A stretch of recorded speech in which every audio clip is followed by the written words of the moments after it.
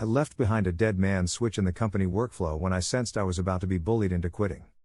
I started working in logistics at a company that builds things. That was just as COVID was starting actually. When I started, we were 5 people in the team, but one of the guys quit soon after. This is important because it was a very good insight into how my department operates when they don't need or want a certain someone around. They will not outright fire you, since then they have to pay you a severance. But instead, they will bully you into quitting. I saw pretty much the whole package. Excluding them from meetings and important events.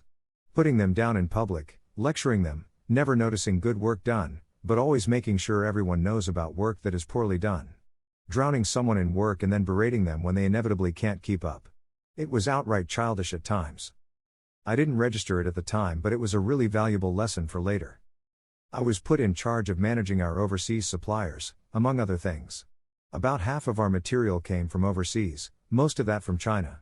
While it seems like a big task for someone new, it wasn't done out of malice. Genuinely, everyone believed we were going to get a guy in China for the Chinese supplies, then I'd be left for the handful of others. It seemed fair. But we never got that guy for China. And I was left with all overseas suppliers. Another important thing is that just in this project the company had decided to change the workflow for overseas suppliers. This is because due to COVID the price of shipping containers had exploded. To explain it as simply as possible. Previously the suppliers were responsible for filling our containers and bringing them to the harbor, we were responsible for picking them up from the harbor and bringing them to us. However, due to demands and many other things, sometimes we just needed 2 or 3 pallets of parts where a dozen or more could fit inside a container. So, we were shipping a lot of air. The new workflow would have the suppliers bring the parts to an external warehouse, one in the US, one in China, then we would load them into containers to get the containers as full as possible, and then bring them to the harbor and then into our plant. This way we needed to rent far fewer containers. This complicated things because it erased the direct contact from us to the suppliers, and there was no official method how we were going to keep in contact with suppliers, tell them how many parts we need, how to package them, if there were any changes requested, etc. During that time, I was left mostly alone to deal with it, and I set up a system with Excel. It was mostly manual, rather simple, but it worked well.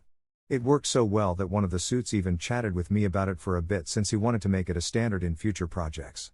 And also, this is very important, I was the only person who actually knew all our overseas suppliers and their contacts. Some of you might be able to tell where this story is going already.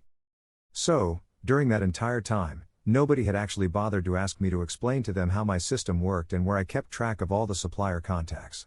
All of this data was hidden on like slide 800 of some Excel file I had saved in a folder titled Part Pictures, which was otherwise filled with pictures of parts. Now, moving forward, as COVID began dying down, the department for whatever reason decided they don't need me anymore. I have theories but nothing certain, so I will just leave it at that.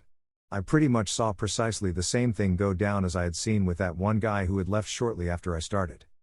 All the bullying.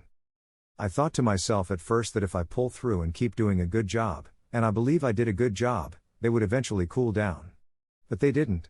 After 2 months of that I said fuck it, and decided to just sit out and endure until the Christmas bonus we get every year, and then hand in my notice. And also, I just delayed teaching anyone how my system worked until I was gone. And that is pretty much how it happened. Off topic, for my own future employment, I actually lucked out. One of the local suppliers I was managing had a really chill guy as managing director. I gave him a call, explained I was about to be unemployed, asked if they needed staff. He then called me into an interview. We talked about anime for an hour while his HR lady looked confused about what a Attack on Titan was, and he told me I can come in the moment I am done with my, then, current job. Back on topic, a month into working at my new job, I got a call from my old job. The department manager. To his credit, he was always a reasonable guy. He told me in plain words that they have no idea where TF to even start with the Chinese suppliers. He then offered me my old job back with a very respectable pay increase. I explained that I already had a new job. 2 days later I got another call where the same manager offered me many times my monthly salary just to come in for 1 week and instruct my old team in how my process functioned, introduce them to all the contacts, etc. I told him I refused because of the way I had been treated by them when I worked there. He said that he understood and wished me luck at my new job and hung up. The reason I am writing this story now, this week I randomly got in touch with some of the people in the transport department from my old job.